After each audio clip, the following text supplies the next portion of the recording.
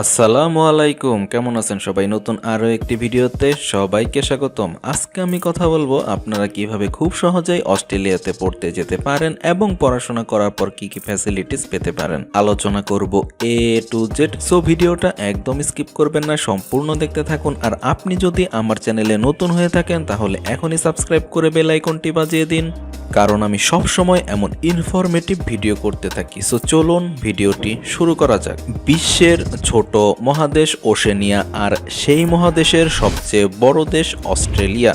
আবহাওয়া, পরিবেশ, শিক্ষা ব্যবস্থা, স্থায়ী বসবাস, অনেক কারণে অনেকে অস্ট্রেলিয়াকে পড়াশোনা করতে যাওয়ার জন্য বিশেষত বাংলাদেশি শিক্ষার্থীরা পছন্দ তালিকায় সর্বাগ্রে রাখেন। পৃথিবীর বিভিন্ন প্রান্ত থেকে প্রতি বছর 6 থেকে 7 লক্ষ শিক্ষার্থী অস্ট্রেলিয়াতে পড়তে যায়। এই দেশে রয়েছে 12,000-এর বেশি সমুদ্র সৈকত। শান্তিপূর্ণ এই দেশে শিক্ষার্থীরা পড়াশোনা শেষে স্থায়ীভাবে বসবাসের জন্য অত্যন্ত মনোমুগ্ধকর দেশ হিসেবে বিবেচিত হয়। গবেষণায় দেখা গেছে উচ্চশিক্ষার জন্য বিশ্বের তৃতীয় দেশ হলো অস্ট্রেলিয়া। তাই আপনাদের সুবিধার জন্য আজ আলোচনা করব অস্ট্রেলিয়ার উচ্চশিক্ষা নিয়ে। সো চলুন প্রথমেই জেনে নেওয়া যাক আপনি কেন অস্ট্রেলিয়াতে পড়তে যাবেন। অস্ট্রেলিয়ায় বর্তমানে 43টি বিশ্ববিদ্যালয়ের মধ্যে 7টি বিশ্ববিদ্যালয়ের অবস্থান বিশ্বের শীর্ষ 100টি বিশ্ববিদ্যালয়ের মধ্যে। অর্থাৎ এটা স্পষ্ট যে অস্ট্রেলিয়ার শিক্ষা ব্যবস্থা বিশ্বে অন্যতম। শুধু তাই নয়, পড়াশোনা শেষে বসবাসের সুযোগও আছে এখানে। আপনি অস্ট্রেলিয়ার পিআর পেলে নিউজিল্যান্ডেও থাকতে পারবেন। আপনার জন্য সম্ভাবনা আরও বেড়ে যাচ্ছে। কমনওয়েলথভুক্ত দেশ অস্ট্রেলিয়ার রাজধানী ক্যানবেরা, আর সবচেয়ে বড় শহর হলো সিডনি। অস্ট্রেলিয়ায় সবচেয়ে বেশি বাঙালি বসবাস করে পার্থ শহরে।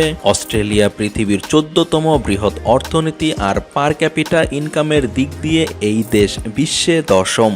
এই দেশের আয়তন 76,92,000 বর্গ কিলোমিটার, আর এই দেশে বসবাস করে 2,56,00,000 মানুষ। মজার ব্যাপার, এই জনসংখ্যার 30% মূলত অভিবাসী। তারা বিভিন্ন দেশ থেকে এসে অস্ট্রেলিয়ায় পাড়ি জমিয়েছেন। সমুদ্রে ঘেরা প্রাকৃতিক পরিবেশ আর নিজের ভবিষ্যৎ গড়ে তোলার জন্য অপরিসীম সম্ভাবনা আছে অস্ট্রেলিয়াতে। সো চলুন এবার জেনে নেওয়া যাক অস্ট্রেলিয়াতে পড়তে যাবার জন্য ন্যূনতম যোগ্যতা নিয়ে। অস্ট্রেলিয়ায় আবেদন করতে প্রয়োজন পড়ে না জিআরই অথবা জিম্যাট, তবে আপনার আইএলটিএস অথবা পিটিই থাকতে হবে। অস্ট্রেলিয়ায় পড়াশোনা করতে আপনার পূর্ববর্তী একাডেমিক পরীক্ষায় কমপক্ষে 60% নম্বরের প্রয়োজন পড়বে। আপনাকে ভাষাগত দক্ষতার প্রমাণ হিসেবে আইএলটিএসে পেতে হবে 6.5 বা 7 স্কোর, আর পিটিই পরীক্ষায় অর্জন করতে হবে 58 থেকে 60 মার্কসের। এই যোগ্যতা থাকলে আপনি অস্ট্রেলিয়ায় বেশিরভাগ বিশ্ববিদ্যালয়েই আবেদন করতে পারবেন। এবার চলুন জেনে নেওয়া যাক আপনি কিভাবে কোর্স সার্চ করবেন ও বিশ্ববিদ্যালয় নির্বাচন করবেন। ব্যবসা, প্রশাসন, প্রকৌশল, নার্সিং, স্বাস্থ্য, কৃষি, তথ্য প্রযুক্তি সহ সকল বিষয়ে অস্ট্রেলিয়ার বিভিন্ন ডিপ্লোমা, স্নাতক, স্নাতকোত্তর ও পিএইচডি করার যথেষ্ট সুযোগ রয়েছে। তাই এই কোর্স নিয়ে ভাবনার কারণ নেই। আপনি আপনার পছন্দের কোর্স এই দেশে পাবেন। শুধু তাই নয়, যে কোনো কোর্সে, যে কোনো প্রোগ্রামে পড়তে পারবেন। আর এই জন্য দরকার পছন্দের বিশ্ববিদ্যালয়। আপনাদের সুবিধার জন্য এখন আমি বেশ কয়েকটি ইউনিভার্সিটির নাম তুলে ধরব। Australian National University, University of Sydney, University of Melbourne, University of New South Wales, University of Queensland, Monash University, University of Western Australia, University of Adelaide, University of Technology Sydney. তো এবার চলুন জেনে নেওয়া যাক বিশ্ববিদ্যালয়ে আবেদনের প্রয়োজনীয় সময়সীমা ও প্রয়োজনীয় ডকুমেন্টস নিয়ে। অস্ট্রেলিয়ায় বছরের 2টি সেশনে পড়ানো হয়। একটি সেশন ফেব্রুয়ারি ও অন্যটি সেশন জুলাইয়ে শুরু হয়। ভর্তির জন্য প্রথমেই আপনাকে বিশ্ববিদ্যালয়ের ওয়েবসাইটে গিয়ে আবেদন ফর্ম পূরণ করতে হবে এবং আবেদন ফি জমা দিতে হবে। সাধারণত আবেদন ফি জমা না দেওয়া পর্যন্ত আবেদন প্রসেস শুরু হবে না। আবার অনেক বিশ্ববিদ্যালয়ে আবেদন করতে কোনো আবেদন ফি এর প্রয়োজন পড়ে না। এই দেশে আপনি bachelor, masters, PhD, post graduate, diploma থেকে শুরু করে সকল ধরনের প্রোগ্রামে যাবার সুযোগ আছে। আমেরিকা, কানাডার মতো অস্ট্রেলিয়ায়ও মাস্টার্স কোর্স 2 ধরনের, কোর্স বেসড ও থিসিস বেসড হয়ে থাকে এই মাস্টার্স প্রোগ্রামগুলো। কোর্স বেস মাস্টার্স প্রোগ্রামে সাধারণত স্কলারশিপ পাওয়া যায় না, সাধারণত নিজের অর্থায়নে পড়তে হয়। তবে কোর্স বেসড মাস্টার্সেও আপনি পাবেন স্কলারশিপ। অন্যদিকে থিসিস বেসড বা রিসার্চ বেসড মাস্টার্স প্রোগ্রাম গেলে আপনার আপনার ফান্ড বা স্কলারশিপ পাওয়ার সুযোগ আছে। থিসিস বেসড মাস্টার্স প্রোগ্রামে গেলে অবশ্যই প্রফেসরের সাথে যোগাযোগ করে কথা বলে নিতে হবে। এই প্রফেসর খোঁজা বেশ জটিল ও কষ্টসাধ্য প্রক্রিয়া, কারণ আপনাকে প্রফেসরদের খুঁজে তাদের রিসার্চ এরিয়া ভিত্তিক নিজের পোর্টফোলিও সাজিয়ে তাকে মেইল করতে হবে এবং তাকে কনভিন্স করতে হবে। প্রফেসররা সাধারণত স্কাইপি অথবা অন্যান্য মিডিয়ামে আপনার ইন্টারভিউ নিয়ে থাকে। এই ব্যাপারে বলে রাখি, প্রফেসরদের মেইল করার সময় সাবধান থাকবেন। অনেকেই একই মেইল বহু প্রফেসরকে করে। এইভাবে ফান্ডিং পাওয়া বেশ কষ্টসাধ্য, আর গদবাঁধা মেইল দিয়ে আপনার সাথে দেশের ভাবমূর্তিও নষ্ট করে। প্রফেসর যে শুধু স্কলারশিপ প্রাপ্তিতে সহায়তা করেন তা নয়, বরং তার কাছে বরাদ্দ রিসার্চ ফান্ড থেকে আপনাকে রিসার্চ অ্যাসিস্ট্যান্ট পোস্টও অফার করে থাকে, অথবা আপনাকে টিচার্স অ্যাসিস্ট্যান্ট অফার করতেও পারেন। এবার চলুন জেনে নেওয়া যাক অস্ট্রেলিয়ায় কোন কোন বিশ্ববিদ্যালয়ে আবেদনের জন্য কি কি ডকুমেন্টস লাগবে। অস্ট্রেলিয়ার কোন ইউনিভার্সিটিতে আবেদনের জন্য কি কি ডকুমেন্টসের প্রয়োজন হয়। প্রথমেই লাগবে আপনার সকল একাডেমিক সার্টিফিকেট ও মার্কশিট, দেন লাগবে আপনার CV, motivational letter, recommendation letter, then লাগবে আপনার বিশ্ববিদ্যালয় থেকে ছাড়পত্র, পাসপোর্টের কপি ও পাসপোর্ট সাইজের ছবি, দেন লাগবে রেফারেন্স লেটার, এটা খুবই গুরুত্বপূর্ণ এবং আপনার সম্পর্কে ভালো রিমার্কস থাকতে হবে।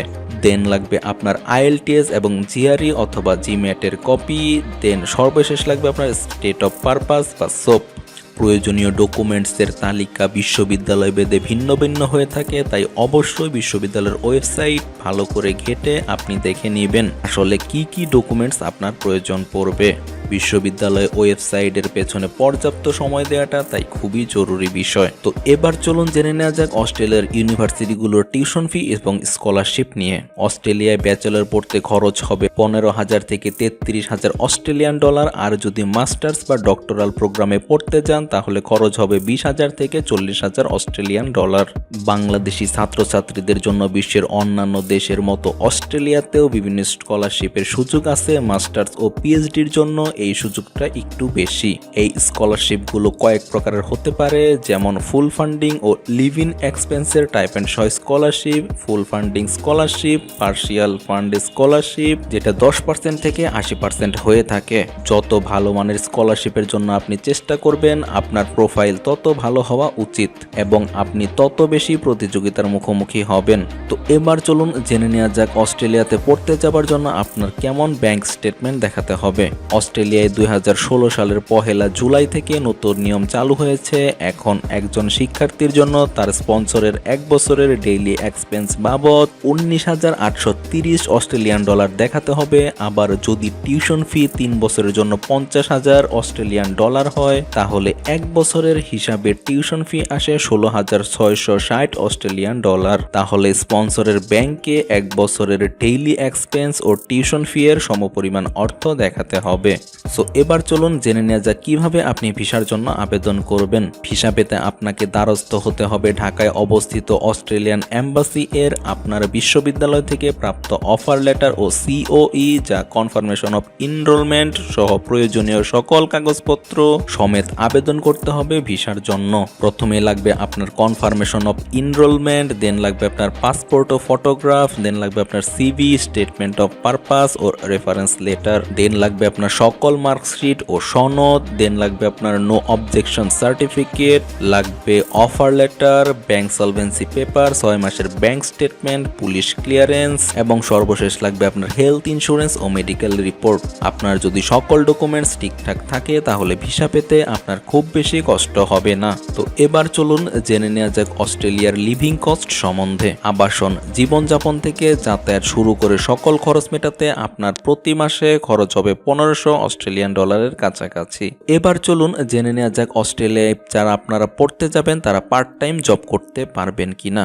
অস্ট্রেলিয়ায় সপ্তাহে 20 ঘন্টা পার্ট টাইম চাকরির সুযোগ রয়েছে। পার্ট টাইম জব করে একজন ছাত্র তার খরচ চালাতে পারে। পার্ট টাইম কাজ হিসেবে একই শিক্ষা প্রতিষ্ঠানে প্রোগ্রামিং, টিউটরিং, মার্কেটিং ছাড়াও বাইরে অন্যান্য কাজ করা যায়। ছাত্রছাত্রীরা সাধারণত সাপ্তাহিক ছুটি ও বছর শেষের লম্বা ছুটিতে, যেটা নভেম্বর থেকে ফেব্রুয়ারি পর্যন্ত হয়ে থাকে, এই সময়ে পার্ট টাইম চাকুরি করে সারা বছরের পড়ালেখার খরচ জোগাড় করে। উল্লেখ্য, স্টুডেন্ট ভিসার শর্ত হিসেবে একজন ছাত্র বা ছাত্রী সেমিস্টার চলাকালীন সময়ে সপ্তাহে 20 ঘন্টা কাজ করতে পারে।